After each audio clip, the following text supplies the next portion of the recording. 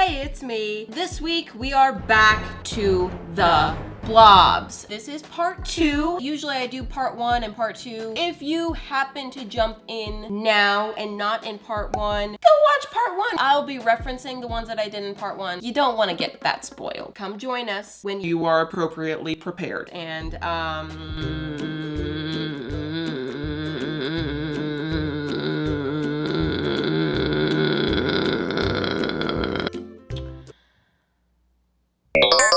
it's time to make blobs. Okay, anyway, sorry about that. My brain just shut off for a second. Happens to everyone, right? Let's just jump right into this. The next blob. What? The first blob. Yeah, what? Is it the first blob or the next blob? Because we're in part 2, but this is the first blob of part 2. First, very important step, I'm patching my blob. I'm not sure why my camera is moving. It's on a tripod, so it shouldn't really be doing that. Next, I'm gonna start adding some clay to the head and then down the spine with these little spines. And if you've been here before, this is gonna start looking very familiar because I've already done this twice. So this is of course yet another dino in the growing family of derpy dinos. In part 1 of this video, I brought up the poll, okay? The poll that I released to let you guys pick which character I was gonna bring into Blob Universe. Y'all chose Georgie, and so Georgie exists now. But you know who you guys didn't pick? Burp. You didn't pick Burp. So now I have picked Burp, okay? Here I go. I'm gonna gesso him in preparation for his lovely pastel yellow color. Oh, okay, and look, it's here. Beautiful. Now, before I released the poll, I didn't really know who I wanted to win. They all seemed kind of even to me. I thought I was like indifferent. But when I saw that Georgie won, I realized that Burp was treated unjustly. Don't get me wrong. I love Georgie just as much. No, more. I guarantee more than anyone watching this video. But darn it, Burp did not deserve that. 24%. 24%! That's what he got. A 24%. No. He is misunderstood, so I am here to rescue him from that 24% disgrace and bring him into the Blob universe. And oh yay, look at that, we're onto his tummy patch. If you guys do have a character that you would love to see being a part of the Blob universe, please leave your request in the comments below and I will happily put together another poll. Now back to Burp. I'm creating those Burp cheeks, which are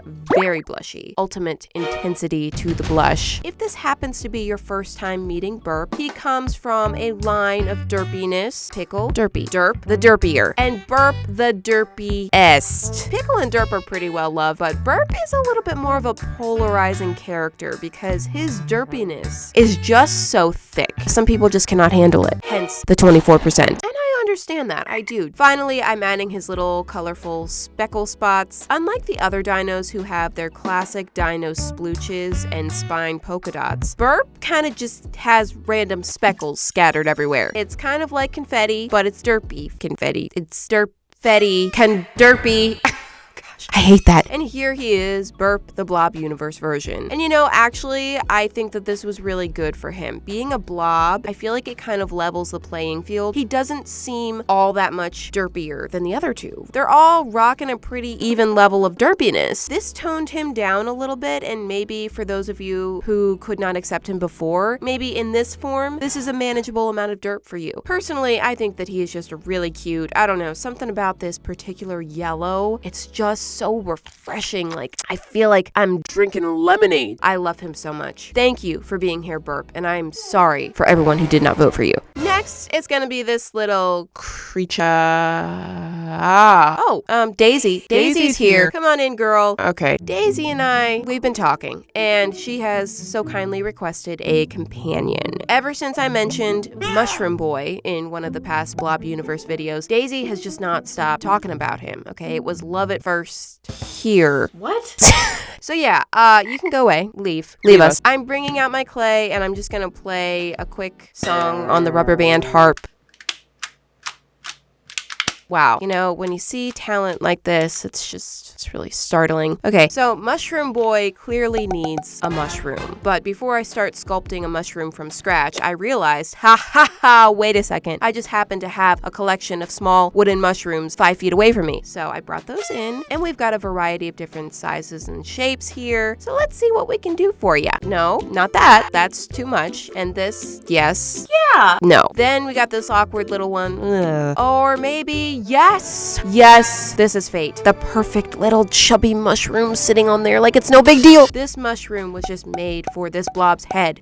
So I chose this one. But first, I'm gonna do the little clay repairs on here, smoothing out the bottom. Then I'm gonna try to use the clay to kind of stick the mushroom on top of the head. Only problem is the clay was not sticking the mushroom on top of the head, but I just kept trying, and I figured maybe it'll dry together. If it comes apart, then I'll just glue it in once it's dry. But look at this, the clay is dry, and that mushroom was real secure, stuck in there. So to the base coat we go, covering the entire blob in white. And it's Daisy again. Hi. I guess she's just here to check in on our progress. Yes, Mushroom Boy, he's developing. It's kind of weird that you're here watching. Can we stop? Go away. Let's paint. I started with a nice light tan color because even though the original Mushroom Boy is a frog, this is a toad, okay? And Daisy is a toad, right? Wait, is she toad? I can never remember. But he is, okay? This is certainly a toad. But I felt like this wasn't a strong enough toad color. It's just not very toady. Come on now, be a toad. Stop faking it. So I went in with this deeper toad brown, and that is looking so much better. In case you're confused about what Mushroom Boy is, during my creation process for Daisy, the toad with a bouquet growing out of her head, I was just explaining how reasonable the character concept of mine is because,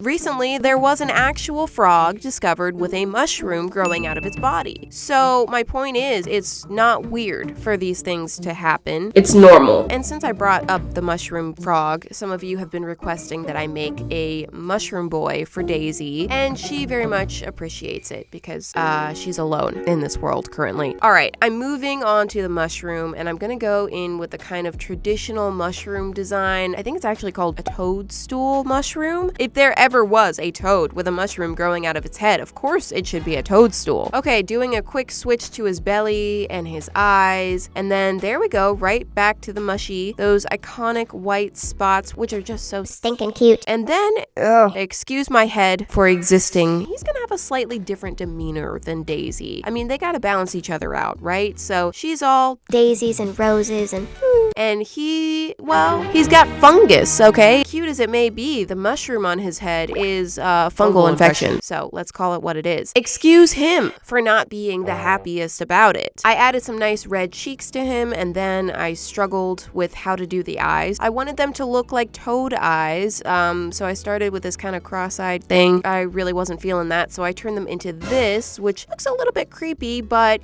that's a toad for you. Toads be creepy. I added a bunch of spots to him, and I regretted the eyebrows, so I went over those. And here is Mushroom Boy. His friends call him Mr. Mushy. Truly a gorgeous soul. And just look right on time, here she comes. She's back again. They are both toads with growths on their heads. I mean, what more could you want out of a love match? I think Mr. Mushy came out so cute. He's kind of a different vibe of a character than I would normally do, but that's part of the reason why I really love him. And moving on, it's this little yellow stained baby. We got another victim of thumbnail here. No, it's an honor. You should be proud. Breaking out my clay, and yes, we're doing this again. How could you have possibly anticipated it? Well, we've seen it a couple times. For this character, I'm gonna have to do a good bit of sculpting here, starting with this worm. Come on, now. Actually, yes, it is a worm.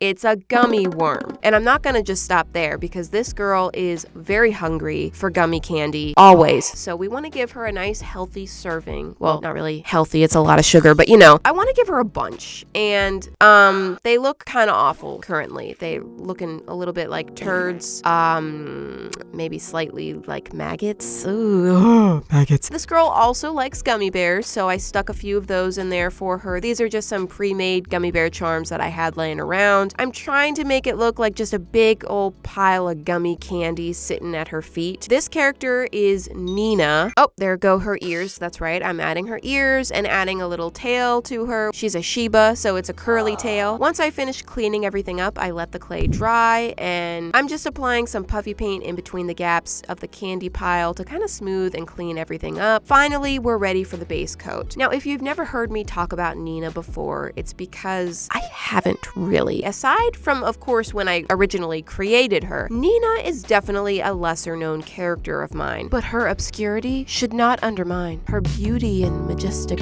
cuteness. And I just wanted to bring her back. Bringing in the color now, I'm starting with this real gentle tan color. The same color I tried for Mr. Mushy. It wasn't right for him, but for Nina, ooh, It is perfect. she is going to have a lot of bright, colorful accents. So a nice, soft, neutral base color will keep all of that from looking too psychotic. And bringing in Nina's 3 main colors. Now, Nina is a chubby Shiba. Shibas, by the way, happen to be my favorite dogs. Used to be a Chow, now it's a Shiba. I've changed! Nina is a huge fan of gummy candy. Worms, bears, really any of it. She's eating it constantly. It's about 99.9% of her diet. She eats so many gummy worms, she's actually very slowly turning into one. Now, she does not know this, and it is kind of scary. Why are all my characters suffering from some sort of condition?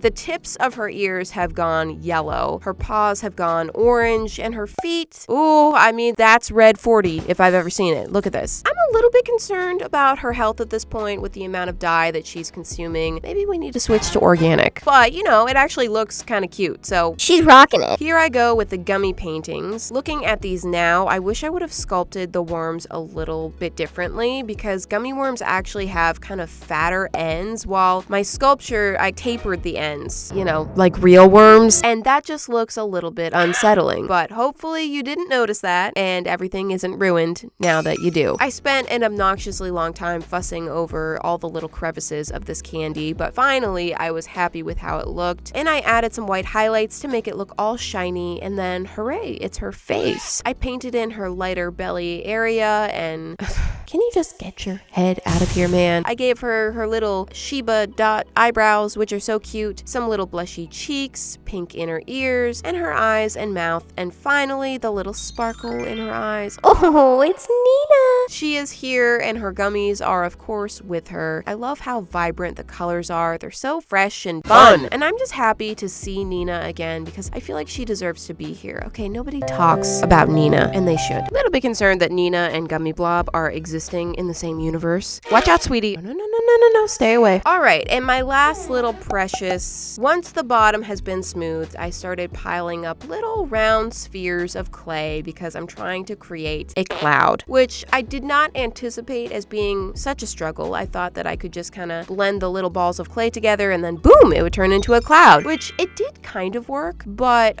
structurally it was getting a little mushy, and as I tried to build it up, it just got worse, and I felt like I was starting to cover up too much of the figure, so I just ripped it all off and started over. I will conquer this cloud. It shall not defeat me. I tried again, and this time I created a little platform to put the character on top of to help build stability and keep that figure from getting too covered. I added some little cat ears on top, and I was decently happy with it at this point. I mean, yeah, I guess. The cloud did kind of conquer me, but you know, let's pretend that I won that. Once it dried, I went over the whole thing in a white base coat and then brought in a full rainbow of colors. Now, recently, I realized that I have 2 characters that I created that are unintentionally remarkably similar. Miss Kitty, who I created years ago, and Rainbow, who I created pretty recently. When I created Rainbow, I had no memory of Miss Kitty, but man, they are similar. There are differences though, okay? Miss Kitty lives in a cloud, Rainbow does not. Rainbow's colors are very pastel, Miss Kitty's are a little bit bolder. Miss Kitty has a horizontal rainbow gradient, Rainbow's is vertical. Small eyes, big eyes, pink stripes, no stripes, you get it. So you can see here who this is. This is clearly Miss Kitty. After massive amounts of blending out that rainbow and micromanaging every little spot, next I went through and did some touch-ups over the cloud, and then I decided to paint in the face in a deep purple. I really liked how that looked, so I kept it. I painted in her dark pink inner ears and the little head stripes, and this is when I realized I forgot to sculpt a freaking tail on her.